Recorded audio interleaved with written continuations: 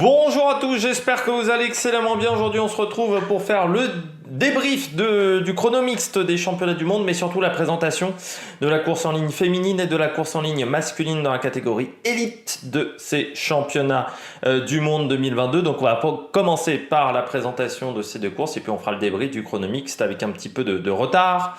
Mais j'ai un énorme décalage en fait entre le moment où j'arrive à voir les courses et le moment où les courses se déroulent, parce que je rappelle que je regarde pas les courses en direct. Donc c'est un petit peu le bordel, mais pour la course féminine et pour la course masculine, le débrief sera dans l'après-midi ou dans la soirée du jour où la course aura eu lieu. Championnat du monde, course en ligne, n'hésitez pas à vous abonner à la chaîne, à réagir dans les commentaires, à mettre un pouce bleu, à partager la vidéo sur les réseaux sociaux, notamment auprès de vos proches si vous pensez que ça peut les intéresser. Dans les commentaires, n'hésitez pas à me mettre peut-être vos favoris. Pour cette course, n'hésitez pas à mettre un pouce bleu, n'hésitez pas également à vous abonner à la chaîne. Dans les commentaires, n'hésitez pas à me donner également peut-être une grosse cote pour ces championnats du monde. Et puis quand vous abonnez à la chaîne, vous pouvez rajouter la petite cloche, comme ça vous êtes au courant des dernières vidéos qui sortent sur la chaîne. Championnat du monde, cette année nous sommes à Wollongong, Australie, Nouvelle-Galles du Sud, nous sommes à 90 km au sud de Sydney, donc nous sommes vraiment au sud de l'Australie, et c'est un circuit qui est très ouvert. C'est très compliqué de donner un favori, il y a même des formations, et pas que l'équipe de France, qui ont plusieurs cartes. Parce que on a plusieurs possibilités sur un parcours comme ça.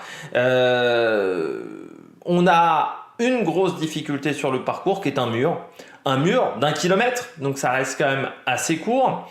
Et puis on n'a pas grand chose d'autre à se mettre sous la dent, sauf le dernier kilomètre et demi, les 2 derniers kilomètres qui sont également plutôt en faux plat montant. Le parcours est en ville, c'est-à-dire qu'il est composé d'énormément de relances, beaucoup de virages à 90 qui vont faire que le placement va être également prépondérant parce qu'il y a beaucoup plus de virages que... Alors pas que l'année dernière, parce que l'année dernière avait déjà pas mal de virages en Belgique, mais que certaines années précédentes, on avait des parcours un peu plus longs déjà. Là, on est sur un parcours qui est quand même assez court. Et c'est vrai que très clairement, c'est compliqué avec ce parcours qui fait qui fait moins de 20 km dans cette configuration là, et puis voilà, avec cette bosse en plein milieu, et puis ce dernier kilomètre qui est pas facile également, ces 2 derniers kilomètres plutôt en faux plat, avec un sprint qui n'est pas si évident que ça. On l'a vu là sur les quelques éléments que j'ai aperçus des courses espoirs et juniors, où c'était voilà, des sprints assez longs et des sprints costauds. Donc il faut faire attention également, le sprint est pas si facile que ça, mais il faudra être fort si on veut sortir de sa roue un coureur comme Van Aert, un coureur comme Christophe Laporte, parce que c'est un parcours où il y a seulement une grosse difficulté, sinon le reste est plutôt plat, mais avec beaucoup de relance. Donc être bien placé aura son importance, être bien caché aura son importance. Que peut-on dire d'autre? Oui, j'ai vu pas mal de gens comparer ce circuit à Bergen. C'est pas une bonne comparaison. La côte du Saumon était plus longue. Elle faisait 2 km la côte du Saumon, surtout plus plate. On passait pas les 10%, je crois que le maximum ça devait être 7 ou 8, la côte du Saumon. Là, on sera à 14. Alors certes, c'est que 1 km, mais c'est beaucoup plus dur en pourcentage. Donc pour moi, ce n'est pas comparable à Bergen. Et puis, par contre, la même faculté qu'à Bergen, c'est qu'il y a encore pas mal de kilomètres après la côte. On aura 8 km 5 avant l'arrivée, entre le sommet de la côte et l'arrivée. C'est beaucoup pour un homme seul, et en même temps, c'est très peu pour un peloton pour revenir et se réorganiser. Donc, ça devrait nous donner une fin de course très animée, avec un peloton qui tentera de faire un regroupement et peut-être un petit groupe devant qui tentera de s'échapper. Et puis, ce sont des championnats du monde. C'est toujours atypique, les championnats du monde, parce que vous courez en sélection. Normalement, un Romain Bardet, un Julien Alaphilippe et un Sivakov, ils sont adversaires toute la saison. Et là, c'est l'une des rares fois dans l'année où ils se retrouvent à être coéquipiers. Il faut réussir à créer une cohésion de groupe parce que certains coureurs vont devoir faire un travail d'équipier Et c'est pas toujours facile. C'est vrai que j'ai vu dans les commentaires, on m'a dit est-ce qu'il faudrait pas que les championnats du monde, ça se court par équipe de marque? Non. À partir du moment où ça se court par équipe de marque, ça n'a plus d'intérêt, les championnats du monde. Ce qui fait l'intérêt des championnats du monde, c'est de se courir en sélection. C'est l'une des dernières courses qui se court en sélection pour les élites, parce que c'est vrai qu'en U23, on a un calendrier qui se court par sélection nationale. Mais je trouve que je trouve que c'est vraiment intéressant, même si est-ce qu'il n'y aurait pas un intérêt également pour certains petits pays de se regrouper entre eux? Il faudrait voir. Parce que c'est vrai que c'est un désavantage pour certaines nations, notamment africaines, sud-américaines, qui se retrouvent à avoir un équipier, 2 équipiers grand maximum. Mais c'est fait également avec le classement UCI. Mais c'est vrai que pour la France, pour l'Espagne, pour l'Italie, c'est plus facile d'être bien classé au niveau UCI parce que vous avez beaucoup de coureurs. Alors que pour l'Afrique, c'est plus compliqué parce qu'il y a moins de coureurs dans les équipes professionnelles. On regarde tout de suite le parcours. On va regarder le parcours filles et puis ensuite le parcours garçon. Les deux ont la même base. Le parcours filles, vous le voyez, il fait 165 km, ce qui est long pour un parcours de championnat du monde pour les filles. Mais c'est vrai que cette année, le programme des championnats du monde a changé. Auparavant, les filles démarraient, les filles démarrent toujours le samedi. Mais auparavant, c'était la course junior homme qui avait lieu le samedi matin. Or, désormais, c'est la course junior fille qui a lieu le samedi matin. Comme la course junior fille a moins de kilomètres que la course junior garçon, et ça permet à la course junior, à la course élite fille, d'avoir un peu plus de tours de course en sachant qu'il n'y a pas de course espoir. La course espoir se déroule en même temps que la course élite. Ce parcours, donc 165 km, 6 passages sur la ligne d'arrivée pour 5 tours. Avec un passage du côté du mont Kéra qu'on franchira à une seule reprise. Ce mont Kéra sera franchi à 120 km de l'arrivée. C'est un col de 6,5 km à 6,2% de moyenne, plutôt régulier.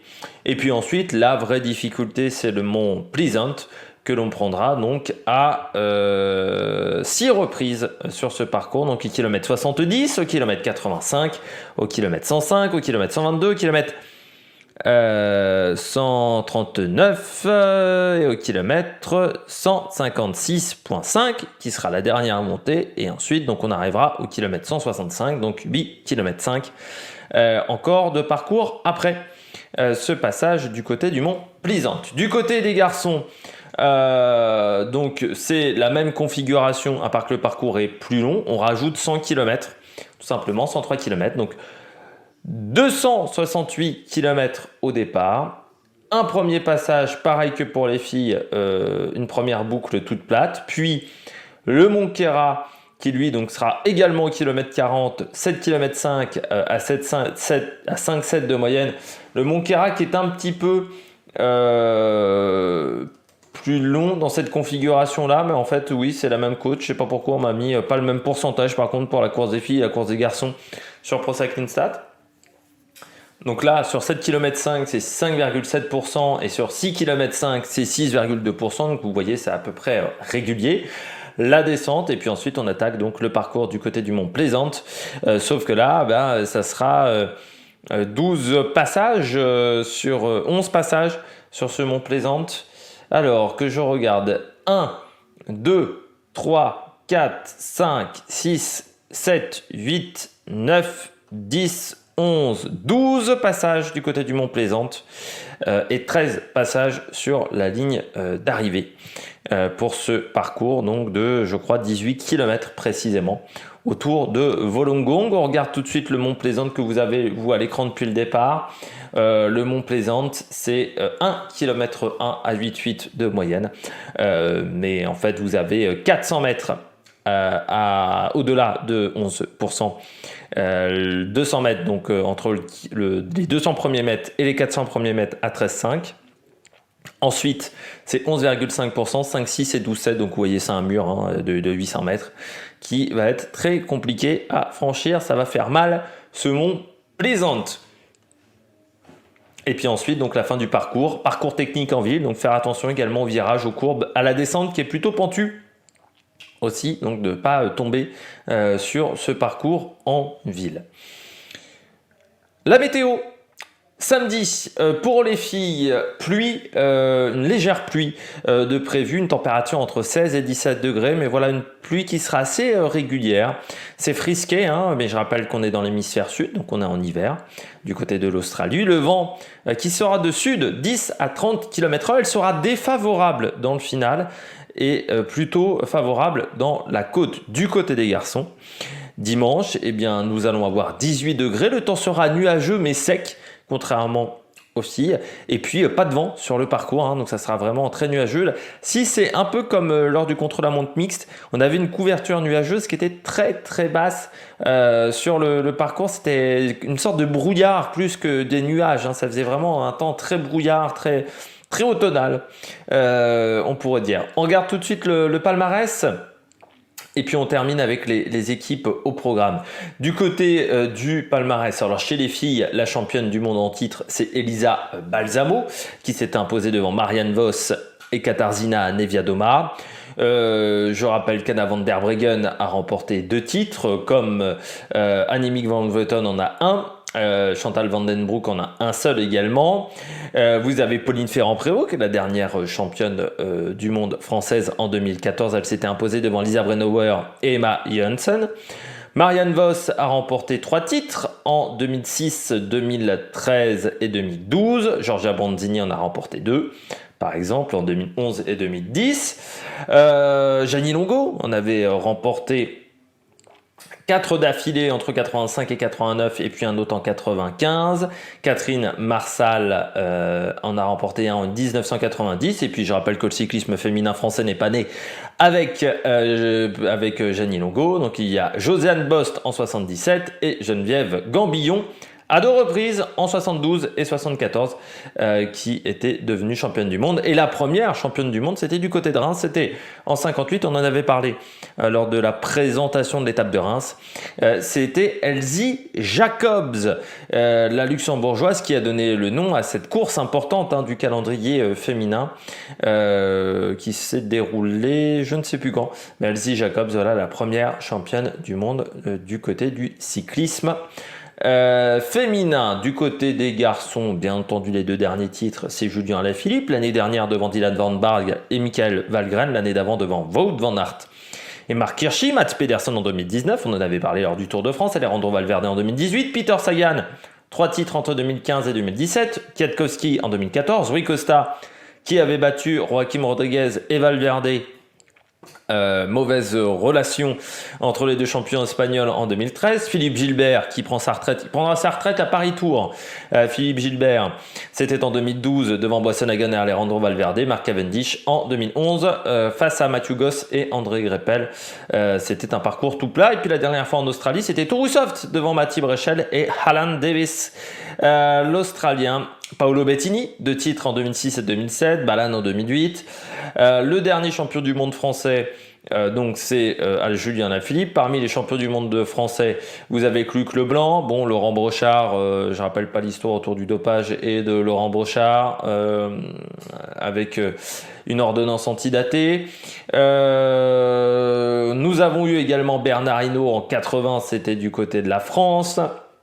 Jean Stimblaski en 62, André Darrigade en 59, Louison Bobet en 54, et puis Antonin Magne en 1936 et Georges Speicher en 1933 qui était le premier champion du monde parmi les médaillés au championnat du monde.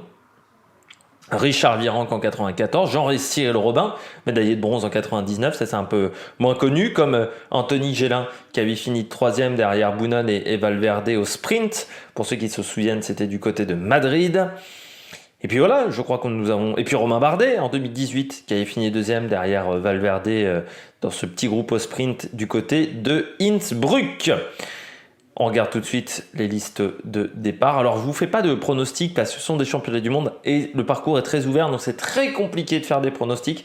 On va plutôt parler de toutes les équipes au départ que ça soit des filles et des garçons. Chez les filles, donc samedi, l'Italie, Balsamo, bien entendu, tenante du titre avec Elisa Longo Borghini.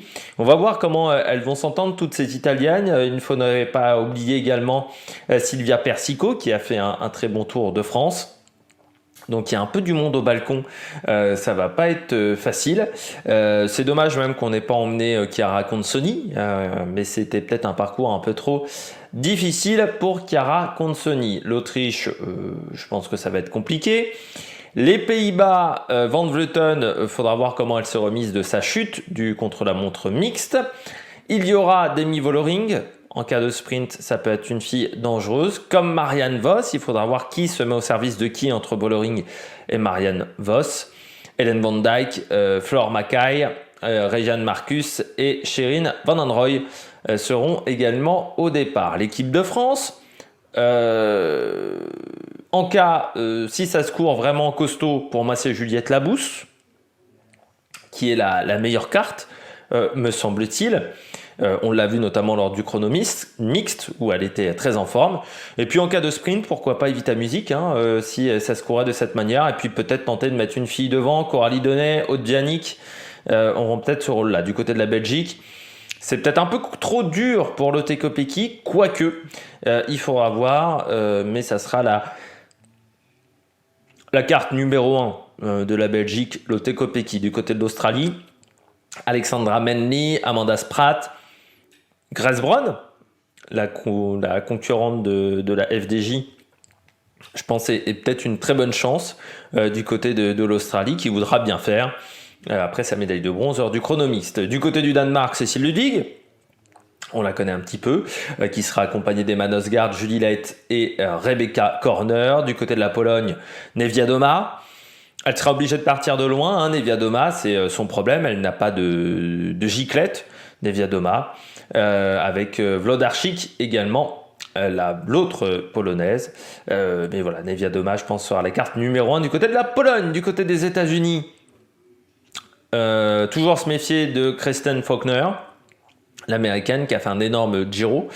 Et puis on a également Léa Thomas, pourquoi pas en cas de sprint, même si je pense pas que ce soit la meilleure carte. Du côté de l'Allemagne, Liane Lippert, très bonne puncheuse, qui est du côté de la DSM, on l'avait vu. Liane Lippert pour moi est la carte numéro 1.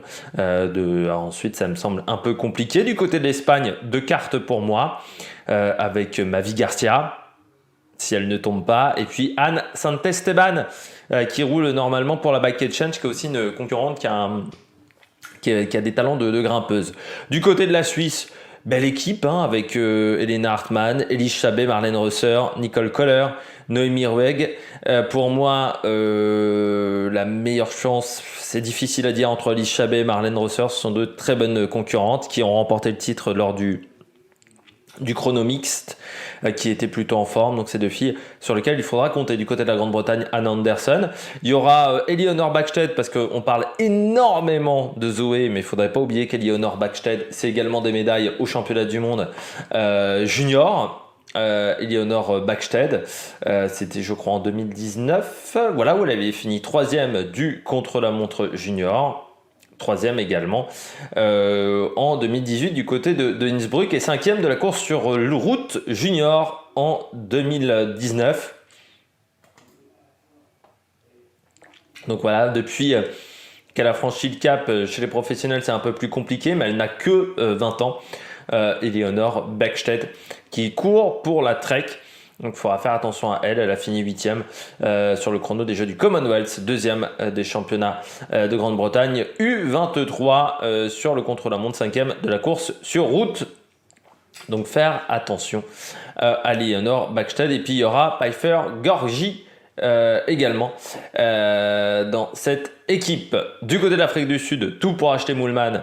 Ça risque quand même d'être un peu compliqué, peut-être un peu trop plat pour acheter Moolman. Du côté de la Nouvelle-Zélande, Fisher Black, c'est une équipe très jeune, la Nouvelle-Zélande, ça risque d'être compliqué. Du côté du Canada, Il y aura Simone Boilard, la concurrente de Saint-Michel-Aubert 93, qui a eu du mal à obtenir son visa. Hein. Ça fait partie des filles qui ont souffert pour récupérer son visa. Ça a été compliqué. Il y aura également Léa Kirchmann du côté du Canada. Donc deux belles cartes pour le Canada parce que Simone Boilard, elle va vite au sprint. On l'a vu lors du dernier Tour de France. Du côté de Cuba, il y aura une seule concurrente. Mais quelle concurrente? Arlenis Sierra. C'est une fille qui est une petite pile électrique. Vraiment, quand elle accélère, c'est une fille qui est importante dans le dispositif autour d'Annemiek van Vleuten. Normalement, du côté de la Movistar, c'est une fille qui a un punch assez dévastateur. Du côté de la Suède, c'est plus la grande équipe de Suède à l'époque d'Emma Jorgensen. La Colombie, Patiño, également concurrente de la Movistar. Elles seront 4 pour la Colombie avec Peñuela, Hernandez et Franco. Du côté de la Norvège, elles seront 5, mais je ne pense pas qu'il y a forcément une fille au-dessus. L'Ouzbékistan, toujours Zabelinskaya, toujours là. Du côté de la Slovénie, Eugenia Bujak, qui sera la carte numéro 1. Et puis après, dans les autres équipes, pas de grands noms à vous donner dans les autres formations qui seront représentées par seulement une fille. On passe aux garçons. Vous retrouvez la start list comme dans la partie description pour les filles et pour les garçons. Bien l'Argentine, ça sera par ordre alphabétique pour les garçons. L'Argentine, c'est Sepúlveda. Qui tentera de prendre l'échappée. Du côté de l'Australie, pas de mauvaise équipe. La carte numéro 1 pour moi, c'est Michael Matthews. Si Michael Matthews venait à tomber en cas de sprint, on a encore Henry Schausler. Et puis ne pas oublier d'attaquer de loin avec Jane Lay. Pourquoi pas également avec Ben O'Connor et puis Luc Plapp également. Donc c'est une équipe très offensive. Du côté de l'Autriche, en cas de sprint, Postelberger. En cas d'arrivée, il y a également Sébastien Schoenberger qui sera, je pense, sa carte protégée si la course est compliquée. Puis pourquoi pas voir en échapper Félix Gall et il y a également Tobias Bayer. Du côté de la Belgique, l'armada belge, notamment avec Remco Evenepoel et Wout van Aert. En cas de sprint, Wout van Aert. En cas d'étape de course un peu plus difficile, Remco Evenepoel. Mais ne pas oublier non plus que du côté de la Belgique, nous avons Quinten Hermans. Et nous avons, j'espère, Stuyven. Et oui, vainqueur de Milan-San Remo quand même, j'espère Stuyven. Donc c'est pas un branquignol. Le Brésil, je pense que il n'y a pas de personnage qui peut être performant. Le Canada, ça me semble compliqué également. Je pense que c'est trop dur pour Matteo Dalchin et Pierre-André Côté ou même pour Zukowski.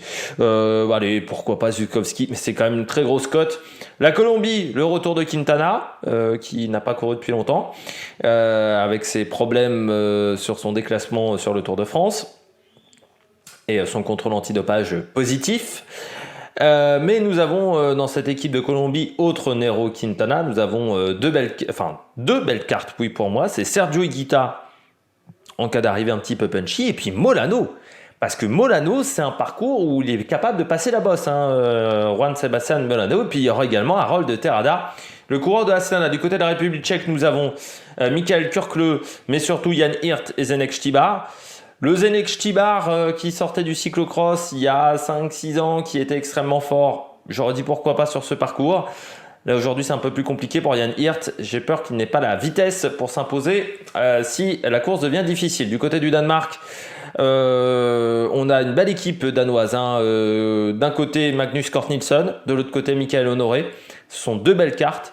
Pas oublier non plus Fuglsang, même si en ce moment c'est pas du grand Fuglsang, mais Cort Nielsen, Michael Honoré, c'est quand même du costaud. Anton Charming également, le coureur du NOX. Pour Michael Morkov, il aura plus un rôle d'équipier. L'Équateur vient avec Jonathan Narvaez. C'est dommage de ne pas avoir Carapaz, mais il y avait d'autres objectifs pour Richard. L'Érythrée, bien entendu, Bimian Girmay. Est-ce que c'est pas un peu trop dur le parcours pour Girmay? Faudra voir. Peut-être un petit peu de fatigue également pour Girmay.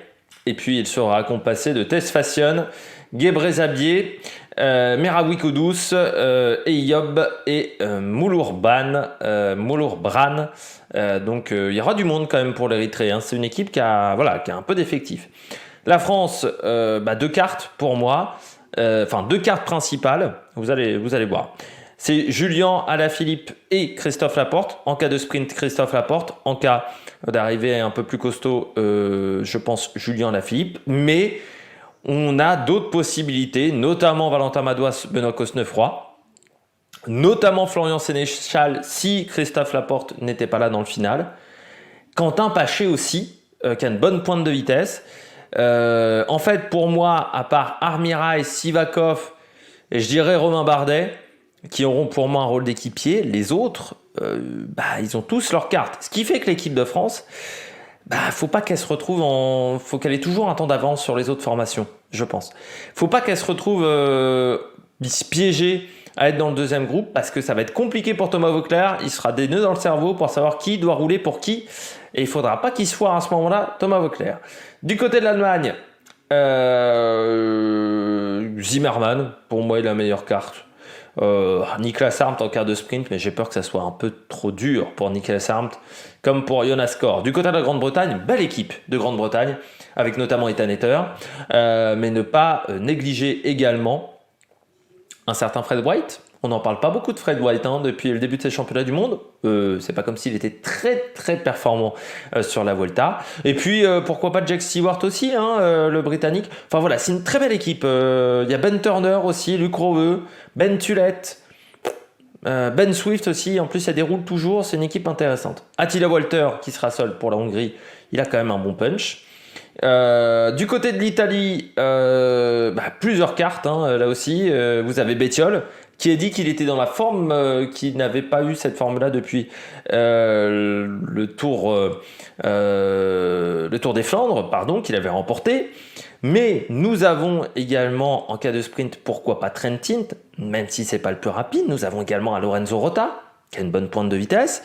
En échappée, pourquoi pas Battistella, qui a fait également une bonne Vuelta. Ballerini me semble un peu moins fort en ce moment. Mais bon, et puis Bettiol au sprint, il est capable d'être fort aussi. Donc c'est une équipe où il y a plusieurs cartes également. Arashiro pour le Japon, toujours là. Nash Canonique pour Arashiro. Du côté des Kazakhstan, Pronsky, mais surtout Lutsenko, je pense, qui sera la carte numéro 1. Emil Lipins pour la Lettonie. Le Luxembourg, ils seront 4. Ne pas négliger Bob Jungels, ne pas négliger Kevin Genietz, qui a été très fort sur le Tour du Luxembourg quand il a bossé pour Madouas. Le Monaco sera représenté avec Antoine Berlin. Il y aura également les Pays-Bas. Alors les Pays-Bas, je pense que c'est tout pour Van der Poel. Mais quand même, pourquoi pas tenter le coup avec Van der Horn, Dylan Van Baarle. Au cas de sprint, ça va vite aussi. Et puis Bokeh Mollema et Wout Poels pour tenter d'attaquer de loin, pour tenter de lancer des coups de loin, ça peut être intéressant. Je rappelle Wout Poels quand même remporté Liège. La Nouvelle-Zélande, il n'y a qu'un coureur. La Norvège, pour moi, il y a deux possibilités. C'est soit les Knesund, avec ses qualités de baroudeur, Tobias Foss. Je rappelle qu'il a quand même remporté le contre-la-montre, donc faire le doublé, ça serait peut-être intéressant. Et puis ne pas oublier également Rasmus Stiller. Très bonne vitesse, Rasmus Stiller. C'est un coureur qui a une bonne pointe de vitesse, mais est-ce qu'il arrivera à tenir les 260 km de la course? Pas sûr. La Pologne,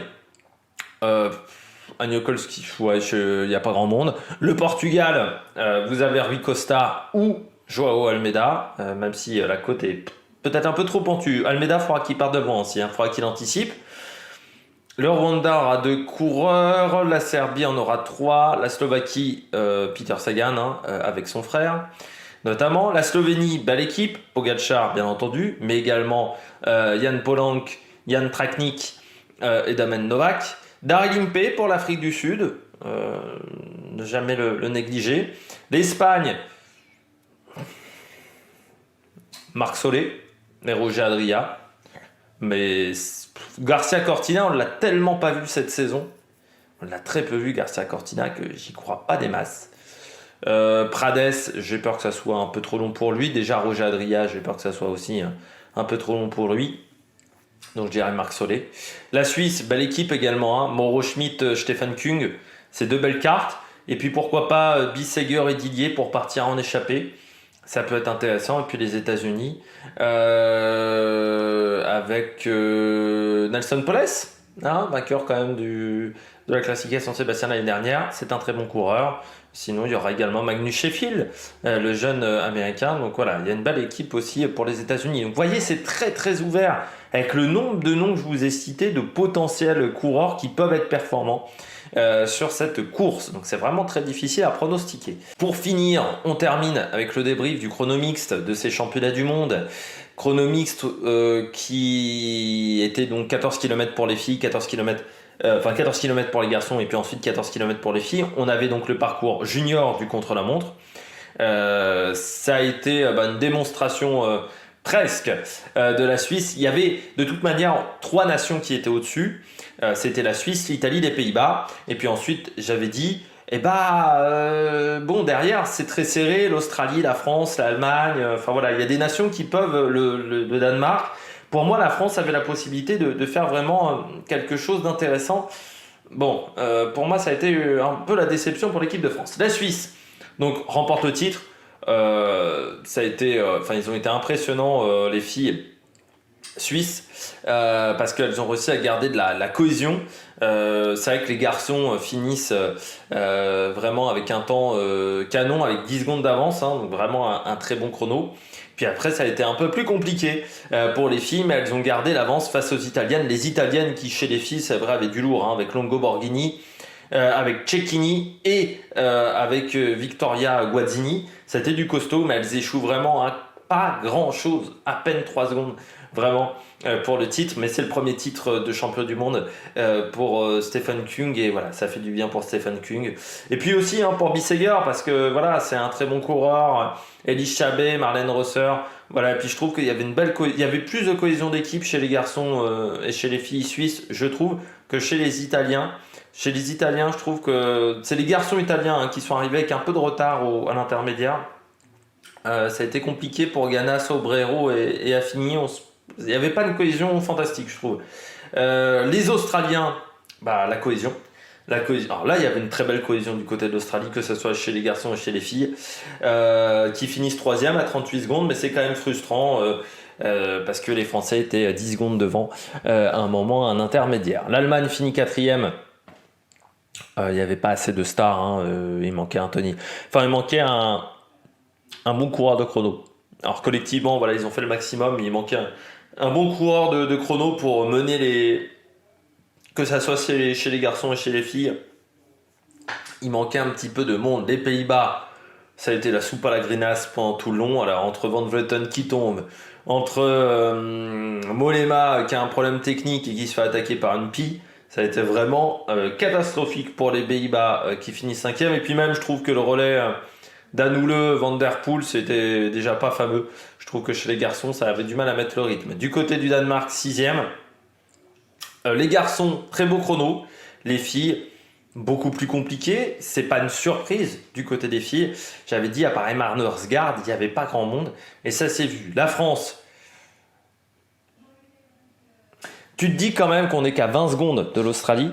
On est 10 secondes devant au premier intermédiaire. Déjà, Eddy le 8-12, il n'a pas tenu la distance. Ce qui fait qu'on se retrouve au premier intermédiaire, donc au premier passage sur la côte. On est 3e à 8 secondes, c'est-à-dire qu'on est 5 secondes devant l'Australie, au bout de 7 km de course. On passe le relais et on est dans le même temps que le Danemark. À la fin déjà du relais chez les garçons, on se fait passer par le Danemark et on n'a plus que 3 secondes d'avance sur l'Australie. C'est-à-dire qu'on perd 2 secondes sur le trajet. Et surtout, si on compare face à la Suisse et l'Italie, on n'avait que 2 secondes de retard au premier intermédiaire sur l'Italie. On se retrouve avec 9 à la fin, donc 7 km après, avec de la descente et du plat. Et face à la Suisse, on avait 8 secondes de retard. On termine avec 19 secondes de retard. Donc, Armirail et Cavagna étaient pourtant très ensemble, mais Eddy le 8-12 a lâché un peu trop tôt, ce qui a été le problème. Et puis après, les filles, Juliette Labousse, elle était trop forte et elle a mis la misère à Coralie Demey et à Aude Bianic dans la montée.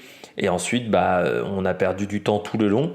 Au final, on finit comme les Danois, hein, mais dans la montée, au pointage intermédiaire numéro 3, donc le passage sur la côte pour les filles, eh bien on avait 8 secondes de retard sur le Danemark, donc c'est dire le manque de cohésion d'équipe que nous avons eu à ce moment-là. Et sur le chrono par équipe, surtout dans cette épreuve-là où vous êtes 3, ça ne pardonne pas, il faut avoir une cohésion d'équipe parfaite, et dès que vous n'avez pas de cohésion d'équipe, c'est un enfer. Et ce qui fait qu'on termine la dernière équipe des gros, quoi. Les équipes qui pouvaient jouer le podium, voilà, donc Australie, Allemagne, Danemark, et on est les derniers.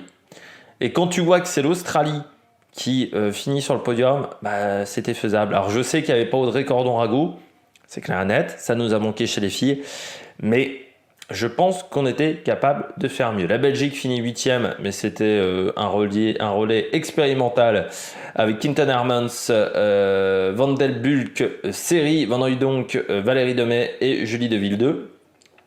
La Pologne 9e, l'Espagne 10e, l'Autriche 11e, l'Ukraine 12e. Le Centre international du cyclisme finit 13e à 4,59. Les écarts sont énormes, hein, parce que je rappelle, il n'y avait que 28 km, donc 4,59 ça fait beaucoup.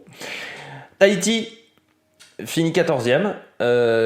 Tahiti, Alors, Tahiti, c'est surprenant, parce que les garçons, plutôt bien ensemble, mais qui se retrouvent à être derrière la Nouvelle-Calédonie. Par contre, les filles, pas du tout organisées, avec une Élodie Touffet. Vous en avez parlé d'Élodie Touffet, qui avait été cycliste chez les professionnels, notamment chez Cervélo en 2009, qui a mis la misère à ses équipières. Et pourtant, sur le relais féminin, elle colle 1 minute aux filles de la Nouvelle-Calédonie. Donc c'est assez surprenant. Donc la Nouvelle-Calédonie est 15e. Et puis les Samoa 16e. Alors les Samoa chez les garçons, ça a été une catastrophe totale, mais vraiment. Il y avait un mec chez les garçons, il était impressionnant. Le vélo disparaissait sous lui. J'ai jamais vu un mec aussi costaud, mais de muscles, hein. On aurait dit un rugbyman, un 3e ligne de rugby qui faisait du vélo. C'était impressionnant. Le vélo, il paraissait tout petit par rapport au mec. Le gabarit était incroyable. C'était le mec qui avait le vélo Trek jaune. Et qui avait les prolongateurs, parce qu'en plus les Samoa, la moitié de l'équipe avait des vélos de route traditionnels. Il n'y avait pas de roue lenticulaire pour les Samoa, donc les Samoa qui finissent à 18 minutes. Il y a quand même, j'aime bien cette épreuve, mais il y a un problème de densité. Aujourd'hui, c'est pas normal qu'on n'ait pas plus de nations qui participent à cette épreuve. Il faut 3 garçons, 3 filles. Bon, voilà, je pense qu'on est capable, en prenant chez les juniors, chez les espoirs, les Américains notamment n'ont pas emmené d'équipe. Voilà, je trouve ça dommageable. Les Britanniques n'ont pas emmené d'équipe. Je pense qu'ils avaient de quoi faire aussi avec Ethan Hayter, notamment les waiters. Enfin voilà, tu pouvais prendre également chez les espoirs. Je trouve ça dommageable qu'on n'ait pas eu plus de monde dans cette épreuve. Bon. On a fait le tour sur ces championnats du monde. N'hésitez pas à vous abonner à la chaîne, à réagir dans les commentaires, à mettre un pouce bleu. Et puis nous, on se retrouve pour de nouvelles aventures sur la Mac Production. Ciao, ciao!